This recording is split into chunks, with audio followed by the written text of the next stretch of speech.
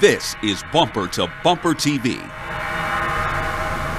In Greek mythology, Atlas was a titan who the god Zeus sentenced to carry the weight of the world on his shoulders, literally.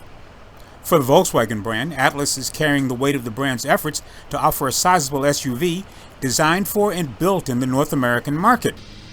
Assembled at the VW plant in Chattanooga, Tennessee, the Atlas also marks the return of German brand building of cars in the United States.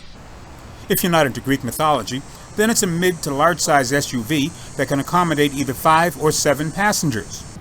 We spent some time in both the Atlas and the Atlas Cross Sport and found some things we liked and some we weren't so keen about. The difference between the two is the Cross Sport is about nearly 5 inches shorter and 200 pounds lighter than its sibling. The difference accounts for the space needed to offer a third row of seating in the Atlas, which exists but is not a comfortable space for an adult-sized passenger. We noted that access to the passenger cabin in both models didn't require a stepladder, but for shorter drivers and passengers, there might be a challenge. Front seat passengers, of course, have ample space and get to experience the standard Volkswagen interior. Both vehicles come with the expected level of driver assistance technology. The Cross Sport we tested was a 4Motion or all-wheel drive version, while the Atlas was a front-wheel drive model. We were pleased with the way both handled in routine driving situations, but it's safe to say these are not designed for hard turns or other extreme driving. Mechanically, they share the same drivetrain, starting with an 8-speed automatic transmission mated to a 2-liter turbocharged 4-cylinder engine.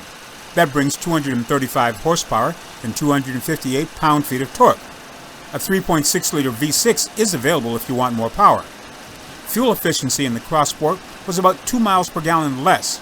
Both engines operate on regular unleaded fuel. A big difference between the models is cargo capacity. Here in the Cross Sport, we loaded some items from a big box store in a 40 cubic foot space behind the second row. In the Atlas, there's 20.6 cubic feet of room behind the third row, but fold them down and it grows to 55 cubic feet. And with the second row flat, there's more than 96 cubic feet of space. That's a lot of groceries. With 2 variations on this SUV, Volkswagen is trying to straddle the segment to include 5 and 7 passenger models. From our view, the Atlas holds its own in the segment, which has attracted attention from automakers around the globe. I'm Greg Morrison.